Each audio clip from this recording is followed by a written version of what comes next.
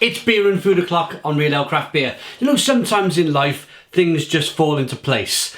Today's beer is a beer from Howling hops, and it's their single hop pale ale, Vic Secret at 5.5% ABV. Big fan of Howling hops. And the things that fell into place were, I was hungry. I thought, what have I got knocking around in the kitchen? I can make a quick video of today. Lo and behold, we got a bit of baguette that we had for tea last night. We have some ham from Lidl, and we have some Pilgrims Choice extra mature cheddar. So bear with me 1 second while I knock up a quick cheese and ham baguette, and we'll get the beer out. Sandwich is made. Let's get the beer out into a glass, see what we get.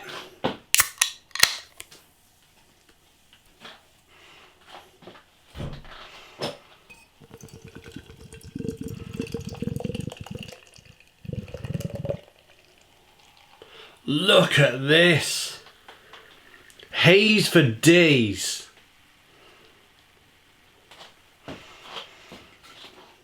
Vic Secret, 5.5% ABV. Look at the colour of that. It looks absolutely tremendous. We've got a 1 to 2 finger white head.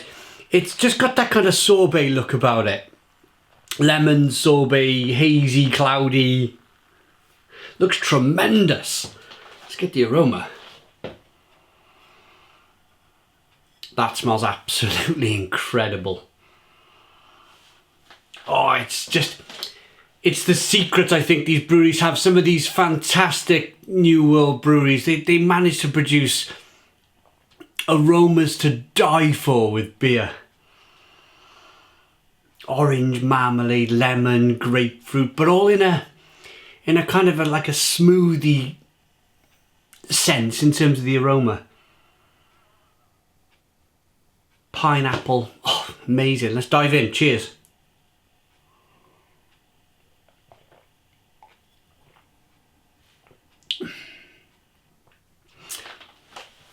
Stone the Crows. Stone the Crows. That is on point. That is on point. That is super fresh, super lovely.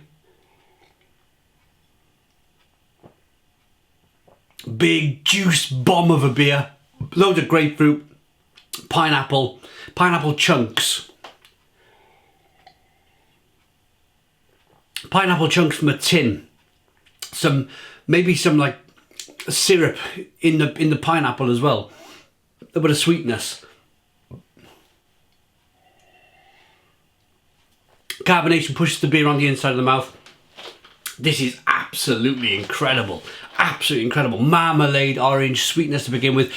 Little bit of bitterness on the back end. These beers are all about dry hopping them to death, if you like, and not having so much bitterness on the back end, but lots of flavour in the middle. Although as you're analysing the beer, as I do, you kind of drink a lot of it, very like short bursts of tastes to speak to you guys about it. And a bitterness just kind of develop on the back of the palate there.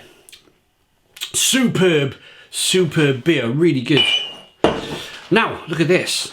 This is the Pilgrim's Choice, the cheddar. I just wanted to get it out and show you. It's got little bits of rock salt in there. And I say rock salt, not really rock salt, but put that away. And I've used some Lidl's Wafer thin cooked ham. So here it is. Here is my baguette that I made. This is the type of food, again, I'm hungry. I want something snappy and fast. That's taken me a couple of minutes to knock up. The baguette was from a stew we made yesterday. I always buy more baguette than... I'd rather have more baguette than not enough baguette. Sitting there with a small piece of baguette with my massive bowl of stew, knowing that you're running out of bread is never a good thing. You've always got to have more bread. And we always use the baguette the next day, whether you toast it. I'm in the park where I'm one of these people who actually, I don't mind making a roll out of it. I like the toughness a baguette becomes over the next day. So cheese, ham, a little bit of olive spread.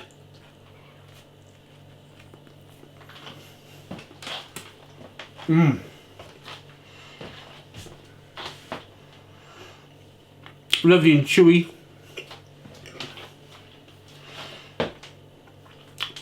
The cheese is, excuse me, I've got an itchy nose. The cheese is absolutely incredible. Strong, extra strong cheddar. Lovely and velvety and creamy and luscious and milky, and but then it's got that lovely kind of strong cheese taste to it. I'm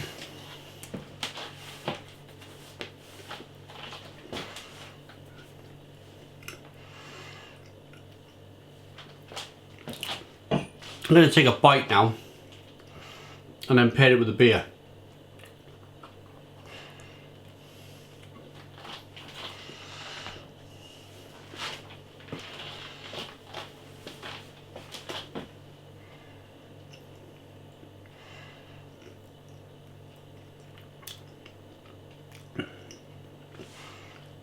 That cheese, I'm a bit selfish, I gotta be honest with you. I'll get back to that story in a moment about being selfish. Let me pair it with this beer. A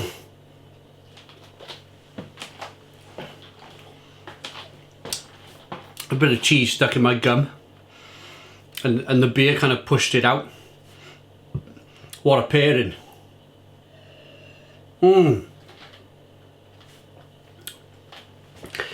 If you guys feel the same about this, but when you pair some beer and food, or you're eating and drinking as most people do, if you drink a beer, say you go to the pub for a meal, you'll hit the bar, you'll go, I'll get a drink before I eat. You'll go to the bar, you'll drink some of the beer, and it won't kind of hiss and fizz too much on the palate. The moment you get your meal in front of you and you start eating, and then you take a mouthful of beer, there must be some kind of chemical reaction that the beer kind of like, it kind of fizzes and hisses on the palate quite a bit when it hits food. It's an amazing beer, lovely food. Let's get back to the reason why I feel I'm a bit selfish. I got some young kids in the house, my children, that's what I call them. Got some children in the house of my own, and the wife, and they were like a mild cheddar. But I'm the bloke who goes shopping. I'm your shopping man in this household, and I just can't bring myself to pick up mild cheddar. I just can't. I just can't do it. Mild cheddar for me is pointless. It's not pointless because my children would like it and my wife would like it a bit more. Pardon me. Not so much anymore, she's a vegan. So maybe just my kids. So they will eat this, the extra mature cheddar, but they'll kick up a bit of a fuss that I've picked. They'll go in the fridge after I've been shopping. Oh, Dad, you bought that cheese again, that extra mature cheese. I want mild. For me, it's all about taste. I can't bring myself to buy mild cheddar. That was on offer in Morrison's, and I just thought, I'm having that. I can't leave that on the shelf. It was about £2.50, £3 a pack, and perhaps I'm a little bit selfish, but I think over the years, as time goes by, they may turn around to me one day and appreciate the fact that I bought them extra mature cheese and say thank you for wanting them to taste things in life rather than go through life just eating bland stuff and drinking bland lager. Right. Rating.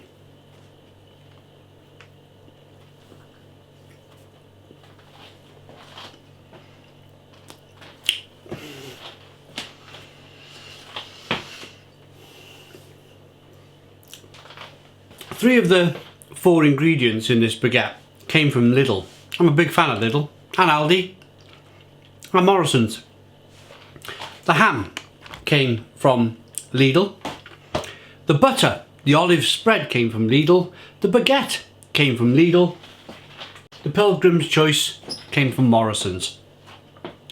When you've got such a strong tasting cheddar in a baguette, you get a little hammy flavour. It's not like going to the butcher's and picking up some beautiful honey cured ham that's whatever they do with it. Cut it thicker.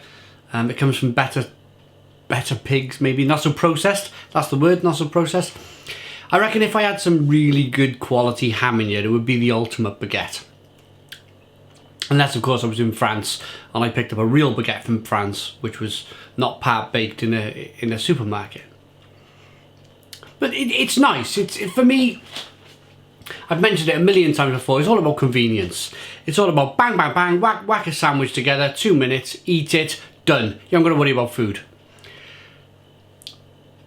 My mother, my wife, other members of the family, they'll cut tomatoes with triangles in, and they'll mess about with food. They'll mess and I totally understand that. It's their passion. They'll spend hours and hours and hours and hours and hours and even more hours making and preparing food and making meals.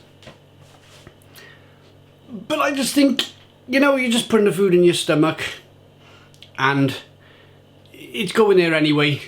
You can either spend 2 minutes making a baguette, eating a baguette, and then for me now I'm going to go on a 6-mile walk to keep fit. Or you can stand in the kitchen for half a day, knocking up a meal that will take 5 minutes to eat, 10 minutes to eat. I'll wolf food down. And it's doing the same thing. It's energizing your body. It's just my way with food. It's why I've chosen to do these fast food. This is classed as a fast food, yeah. It's the reason why I've chosen to do this style of food is because I'm not passionate about this style of food, but I want to bring to you guys the ease, the nice ease of use, the time saving involved. I know a person who actually stopped his YouTube channel because he said he didn't have time. Yet he would spend 5 hours in the kitchen cooking. And we had a little argument over this. I'm not going to mention who it is. We had a little argument over this. You know, how do you have so much time to make YouTube videos, and how come I have to shut my channel because I don't? I said, well, I'll knock a cheese and ham baguette up in 2 minutes, and then I'll spend 3 hours producing videos for YouTube. Whereas you'll spend 4 hours in the kitchen knocking up a meal, and then you're half knackered after that. You've eaten the meal, you want to go to bed. Anyway, I'm ranting. Why am I ranting?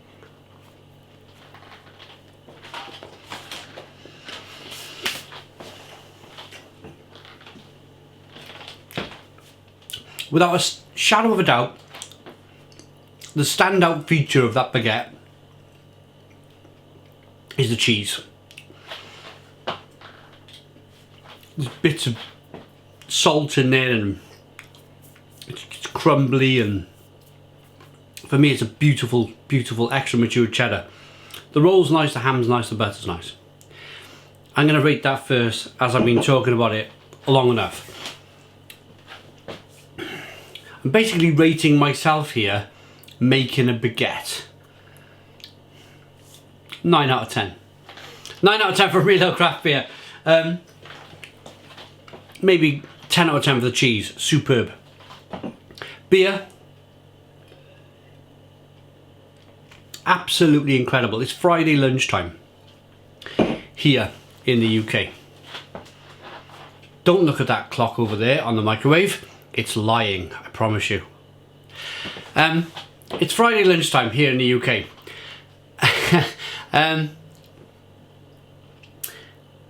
And that beer is just perfect to start the day with. It really is. Perfect to start the day with. 5.5% ABV, single hop, pale ale, 5.5%. Beautiful beer from Howling Hops Brewery in London. Howling Hops sent me the beer. Thank you very much to them for sending me the beer. That for me is a Stone the Crows 9 out of 10. 9 out of 10 from Real Ale Craft Beer. If you liked the video, if you liked the fact that I went off course a little bit here and I just spoke randomly and I just didn't stick to the schedule, let me know. If you want me to stick to the schedule, let me know. If you agree with my thoughts on food, that you can save yourself an awful lot of time, comment. If you don't agree with me on this whole subject of probably I'm going to be in a grave by the time I'm 50 because I just eat processed food, comment, let me know, I'm really interested. Thanks for watching, comment, subscribe, give us a big fat thumbs up, boom, and cheers.